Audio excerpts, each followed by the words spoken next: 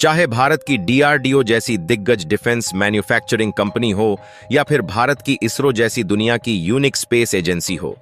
इन दोनों एजेंसियों के वैज्ञानिक अब हाथ धोकर ऐसे कारनामे को करने में जुट चुके हैं जिसे या तो गिने चुने केवल एक दो देशों ने किया है या फिर किसी देश ने आज तक किया ही नहीं है। और हाल ही में इंडियन स्पेस एजेंसी इसरो ने एक ऐसी जीत हासिल किया है जिससे दुनिया के बड़े बड़े देश सदमे में चले गए हैं। दरअसल यह खबर आज ही निकल कर आ रही है कि इसरो ने विज्ञान का चमत्कार दिखाते हुए पहली बार अंतरिक्ष में किसी सीड्स यानी कि बीज को ग्रो किया है। और आप रिपोर्ट में देख लीजिए, इसरो ने खुद इस बात की जानकारी दिया है कि पहली बार 4 दिन के अंदर काऊ पी के सीड्स यानी बीज को अंतरिक्ष में ऐसी जगह अंकुरित किया है जहां पर माइक्रोग्रेविटी यानी कि ना के बराबर ग्रेविटी होती है।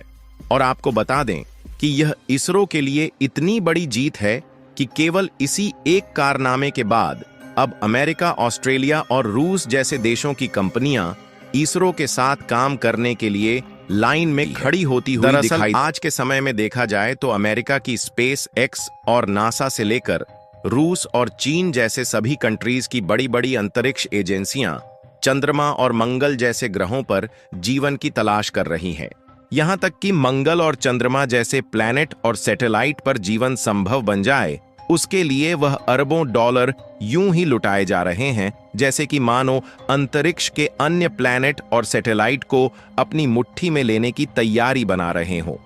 लेकिन भारत की स्पेस एजेंसी इसरो भी इस मामले में अपना कदम पीछे हटाने के लिए तैयार नहीं है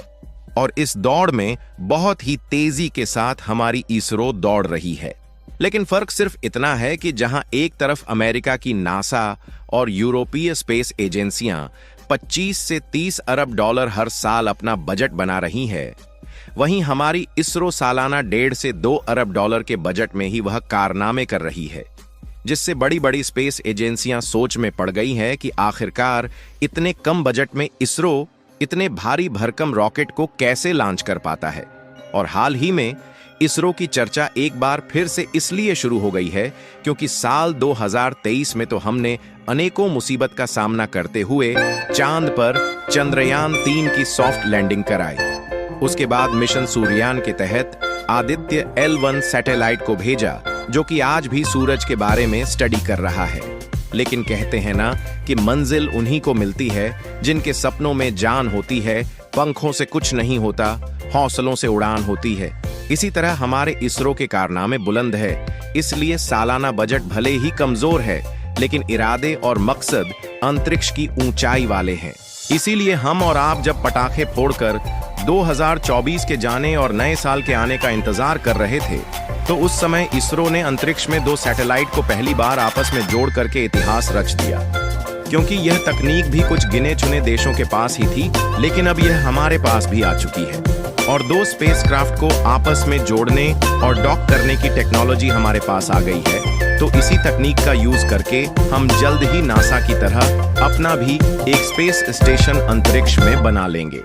और जैसे ही इसरो ने अपना खुद का स्पेस स्टेशन बनाया, तो इसके बाद चंद्रमा पर इंसानों को भेजना हो या फिर मंगल ग्रह पर जीवन की संभावनाओं को ढूंढना हो, यह हमारी इसरो के लिए और भी आसान होने वाला है। इसके अलावा जब बात होती है अंतरिक्ष में पौधे उगाने की, तो इसरो ने अब यह भी करके दिखा दिया है और इस मामले में भी हमारा भारत पीछे नहीं है। और हाल ही में इसरो ने इस बात की जानकारी दिया कि अब अंतरिक्ष में भी जीवन पनपना शुरू हो गया है।